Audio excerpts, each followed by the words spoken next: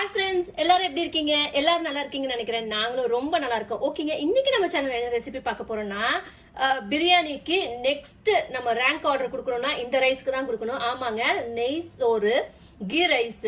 இந்த key rice என்ன ஸ்பெஷல்னா, actually key rice எனக்கு ரொம்ப பிடிக்கும். ஆனா எங்க சித்தி செய்யற கீ ரைஸ் வந்து ரொம்ப டேஸ்டா இருக்கும். அதுல கொஞ்சம் சீக்ரெட் இன்கிரீடியன்ட் ஆட் பண்ணுவாங்க. சரி, அதை உங்களோட ஷேர் பண்ணலாம்னு சொல்லிட்டு தான் இந்த ரெசிபியை நான் இன்னைக்கு செய்ய போறேன். ஓகே, இந்த கீ ரைஸ்க்கு நம்மளுக்கு தேவையான பொருட்கள் என்னன்னு வாங்க பார்க்கலாம். ஃபர்ஸ்ட் என்ன எடுத்து வச்சிருக்கேன்னு பாத்தீங்கன்னா, ரைஸ் எடுத்து வச்சிருக்கேங்க. ஒரு ஹாஃப் அன் ஹவர் பிஃபோர நான் ஊற வச்சுட்டேன் ரைஸ். பாஸ்மதி ரைஸ் இன்னைக்கு எடுத்துக்கேன். நீங்க எந்த ரைஸ்ல வேணாலும் பண்ணலாம், டேஸ்ட் அல்டிமேட்டா தான் இருக்கும். 2 கப்பு அரிசிக்கு நான் 4 கப்பு தேங்காய் பால் எடுத்து வச்சிருக்கேங்க. இங்க தேங்காய் பால் எடுத்து வச்சிருக்கேன்னு பாத்தீங்கன்னா, ரொம்பலாம் திக்கா எடுக்க வேணாம், கொஞ்சம் தண்ணியாவே இருக்கட்டுங்க. நெக்ஸ்ட் என்ன எடுத்து வச்சிருக்கேன் பாத்தீங்கன்னா, வெங்காயம், ஒரு சின்ன வெங்காயம், அதை வந்து கட் பண்ணி எடுத்து வச்சிருக்கேன். பெரிய வெங்காயத்துல சின்ன வெங்காயம் வந்து கட் பண்ணி எடுத்து வச்சிருக்கேன். ஏன்னா இது பிரியாணிக்கு மாதிரி நிறைய போடக்கூடாதுங்க. எந்த சாமானுமே எல்லாமே கொஞ்சம் கொஞ்சம் அளவோட போடணும், அப்பதான் நல்லா இருக்கும் டேஸ்ட்.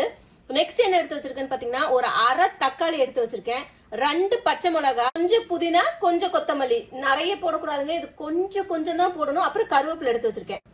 இங்க என்ன எடுத்து வச்சிருக்கேன்னு பாத்தீங்கன்னா, நெய் சோறுக்கு நெய் கண்டிப்பா தேவையில்ல. சோ நெய் சோறுக்கு நெய் வேணும்ன்றதுனால நெய் எவ்வளவு எடுத்து வச்சிருக்கேன் அப்படின்னு பாத்தீங்கன்னா, 3 டீஸ்பூன் நெய்யும் 2 டீஸ்பூன் எண்ணெயும் ஊத்தி வச்சிருக்கேங்க. இதுல வந்து இங்க என்ன எடுத்து வச்சிருக்கேன்னு பாத்தீங்கன்னா, ரம்ப இலை எடுத்து வச்சிருக்கேன். ரம்ப இலை இல்லாட்டி ஒன்னும் பிரச்சனை இல்லை, பட் ரம்ப இலை போட்டீங்கன்னா கிடைச்சதுன்னா ரொம்ப வாசமா இருக்கும் இந்த ரைஸ். சோ ரம்ப இலை எடுத்து வச்சிருக்கேங்க. அதுக்கப்புறம் ஏலக்காய் 3, கிராம்பு 3, இந்த சைஸ்ல பட்டை, ஸ்டார் அனீஸ் ஒரு 2 எடுத்து வச்சிருக்கேன். எல்லாமே கொஞ்சம் கொஞ்சம் போடுங்க, இல்லாட்டி ரொம்ப வாசமா இருக்கும். ஸ்டார் அனீஸ் வந்து ஒரு 2 எடுத்து வச்சிருக்கேன். அன்னாசி பூ சொல்லுவாங்களா அது. அப்புறம் இதுதான் சீக்ரெட் இன்கிரீடியன்ட். ஆமாங்க, எங்க சித்தி வந்து இந்த பவுடர் தான் மெயினா போடுவாங்க அந்த நெய் சோறுக்கு.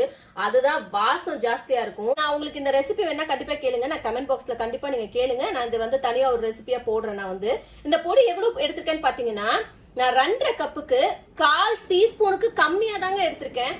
ஹாஃப் லெமன் எடுத்து வச்சிருக்கேன். அப்புறம் ஒரு அரை டேபிள் ஸ்பூன் வந்து தயிர் எடுத்து வச்சிருக்கேங்க. அப்புறம் தேவையான அளவு உப்பு.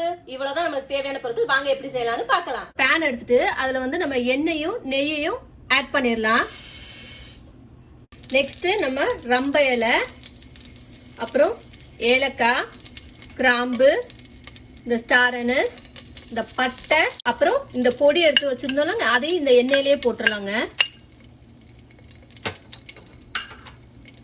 இப்போ நம்ம வெங்காயத்தை போட்டுடலாம். ஆனியனை வெங்காயம் போட்டுட்ட பிறகு நம்ம வந்து பச்சை மிளகாய் உடனே போட்டுடலாங்க எண்ணெயிலேயே.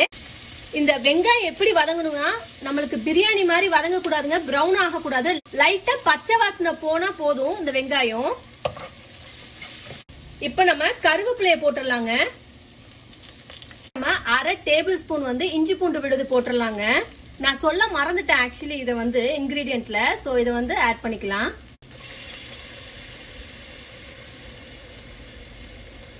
இப்ப நம்ம தக்காளி போட்டுடலாங்க.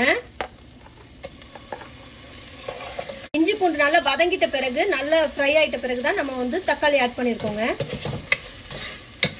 இப்போ இந்த ஸ்டேஜ்ல வந்து நல்லா கொஞ்சம் லைட்டா வதங்கிட்ட பிறகு, எல்லாம் பச்சை வாசனை போயிட்ட பிறகு, தக்காளி எல்லாம் மசிஞ்சிட்ட பிறகு நம்ம வந்து தயிரை ஆட் பண்ணிடலாங்க. இப்போ நம்ம எடுத்து வச்சிருந்த தேங்காய் பாலை ஊத்திடலாங்க. அளந்து எடுத்து வச்சிருந்தோம்ல அந்த தேங்காய் பாலை எடுத்து ஊத்திடலாம் ஃபர்ஸ்ட். இப்போ நம்ம எடுத்து வச்சிருந்த புதினா கொத்தமல்லியை இந்த தேங்காய் பால்ல போட்டுடலாம். நம்ம தேவையான அளவு உப்பு போட்டுடலாங்க இதுல. இப்ப நம்ம வந்து கொதி வரக்கூடாதுங்க இந்த தேங்காய் பால் ஊத்திட்ட பிறகு. ஏன்னா தேங்காய் பால் ரொம்ப கொதிக்க கூடாது. அந்த குட்டி குட்டி பபிள் சைட்ல வருது பாத்தீங்களா, அந்த ஸ்டேஜ்ல இந்த அரிசியை நம்ம இப்போ இத க்ளோஸ் பண்ணி வச்சிடலாங்க.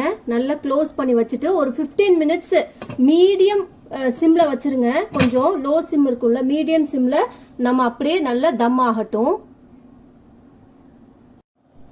இப்போ இந்த ஸ்டேஜ்ல பாதி கொதிச்சு இந்த பாருங்க இந்த மாதிரி வருதுல, இப்போ நம்ம வந்து என்ன பண்ணணும்னா லெமனை வந்து ஊத்திடலாம். ஒரு ஹாஃப் லெமன் எடுத்தால அதை ஊத்திடலாங்க மேல. ஊத்திட்டு நல்லா மிக்ஸ் பண்ணி விட்டுட்டு திருப்பி நீங்க வந்து தம்ல வச்சிருங்க.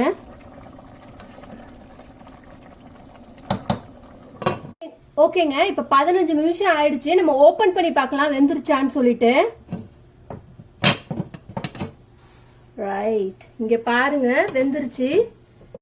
இப்போ இதுக்கு கார்னிஷ்க்கு வந்து கொஞ்சம் முந்திரி திராட்சையை நான் வறுத்து வச்சிருக்கேன், போட்டுறலாம். இது ஆப்ஷனல் தான், போட்டுடலாம்.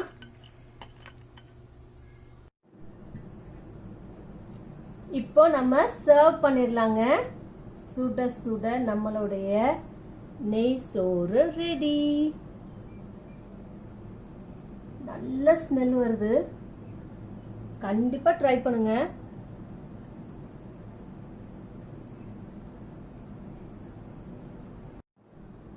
இங்கே பாருங்கங்க, நம்மளுடைய நெய் சோறு ரெடி ஆயிடுச்சு. இதை வந்து நல்ல சூடாக சாப்பிடுங்க. ஓகே, இதுக்கு என்ன காம்பினேஷன் இன்னைக்கு நான் வச்சிருக்கேன்னு பார்த்தீங்கன்னா, நான் இன்னைக்கு வந்து சிக்கன் குருமா செஞ்சு வச்சேங்க. ஸோ இந்த சிக்கன் குருமா வந்து நல்ல காம்பினேஷன், இதோட ஊறுகாவும் வச்சு சாப்பிட்டா நல்லா இருக்கும். ஓகேங்க, இதை செஞ்சு பார்த்துட்டு எனக்கு எப்படி இருந்துன்னு சொல்லிட்டு கமெண்ட் செக்ஷன்ல வந்து கமெண்ட் பண்ணுங்க. சந்தோஷமா இருங்க, ஆரோக்கியமா இருங்க. ஆரோக்கியமான உணவே ஆரோக்கியமாக வாழ்வதற்கு வழியாகும். ஓகேங்க, டிப் டைம். இன்னைக்கு நம்ம நெய்சோருக்கு என்ன டிப்னு பாத்தீங்கன்னா, இது என்ன ரைஸ்ல பண்ணாலும் டேஸ்ட் தாங்க. அதோட டேஸ்டே சூப்பரா இருக்கும். நெக்ஸ்ட் டிப் என்னன்னு பாத்தீங்கன்னா, நான் அந்த சீக்ரெட்டான ஒரு பொடின்னு சொன்னேன், நம்ம ரைஸுக்கு போடுறதுக்கு இந்த நெய்சோருக்கு. அந்த பொடி இல்லைன்னா செய்ய முடியாதா, டேஸ்ட் வராதா இந்த மாதிரி அப்படின்லாம் கேட்காதீங்க. அந்த பொடி இல்லாட்டிலையும் டேஸ்ட் வரும், சூப்பரா வரும். அந்த பொடி போட்டீங்கன்னா எக்ஸ்ட்ரா டேஸ்ட் வரும். அதுதான் நெக்ஸ்ட் இப்போ என்னன்னு பார்த்தீங்கன்னா, இந்த நெய்சோறு இந்த சிக்கன் குருமா இந்த சிக்கன் கிரேவியோட தான் சாப்பிட முடியுமா அப்படின்னு நினைக்கிறீங்களா? அப்படிலாம் ஒன்றும் கிடையாதுங்க.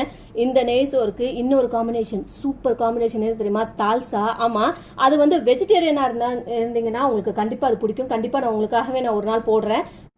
ஓகேங்க, இவ்வளோதான் எனக்கு டிப்பு. ரொம்பலாம் போர் அடிக்கக்கூடாது. ஏதாச்சும் டவுட்னா கண்டிப்பாக கமெண்ட் பாக்ஸில் எனக்கு கமெண்ட் பண்ணுறீங்களா? ஓகே, நெக்ஸ்ட் என்னங்க, ஆஸ் யூஷுவல் ப்ளீஸ் கமெண்ட் பண்ணுங்க, சப்ஸ்கிரைப் பண்ணுங்க, ஷேர் பண்ணுங்க நம்ம சேனலை. நான் உங்களை வந்து நெக்ஸ்ட் வீடியோவில் வந்து பார்க்குறேன். Until then bye bye.